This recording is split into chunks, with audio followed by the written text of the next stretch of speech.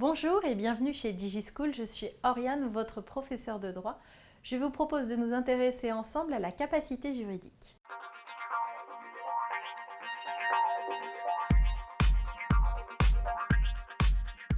La personnalité juridique donne le titre de sujet de droit, ce qui va permettre d'exercer un certain nombre de droits. Donc la capacité juridique, en fait, c'est une aptitude qui concerne la personne, physique ou morale, à exercer les droits dont elle est titulaire.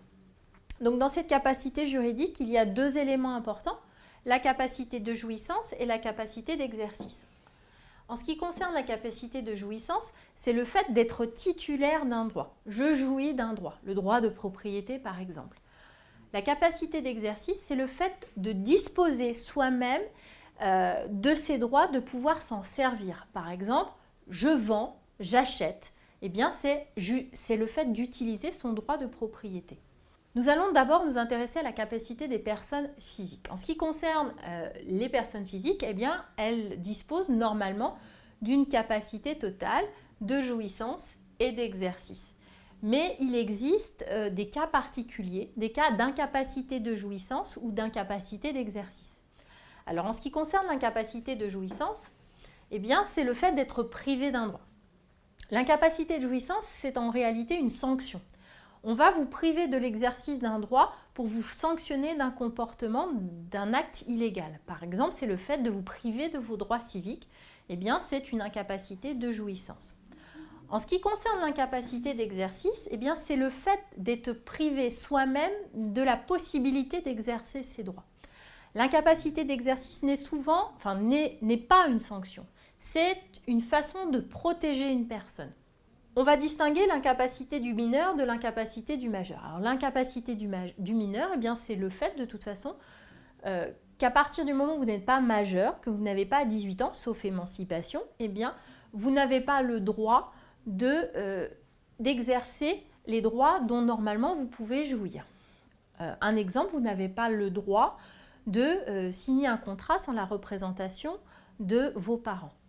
Si on prend l'incapacité du mineur, on peut prendre également l'exemple de l'héritage. C'est-à-dire qu'un mineur peut très bien hériter d'un immeuble, par exemple, ou d'une certaine somme d'argent.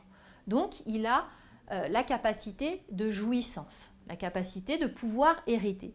Par contre, il ne va pas pouvoir exercer ce droit de manière autonome. C'est-à-dire qu'il ne va pas pouvoir vendre le bien dont il a hérité, l'utiliser comme il le souhaite, tant qu'il n'est pas soit émancipé, soit majeur.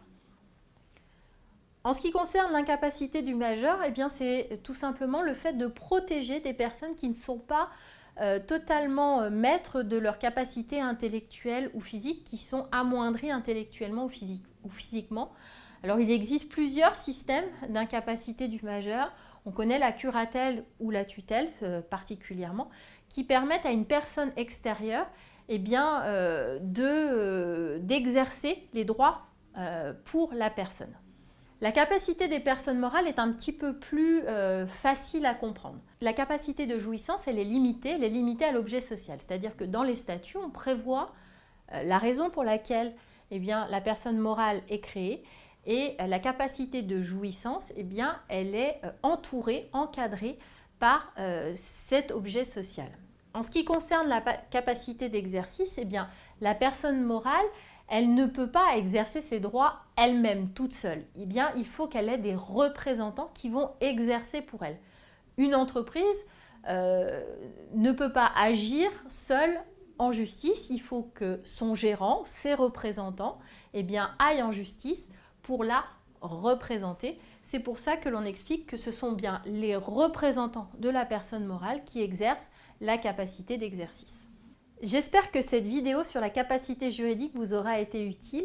Je vous invite à consulter nos autres documents, nos autres vidéos sur notre site internet. Je vous dis à bientôt sur DigiSchool.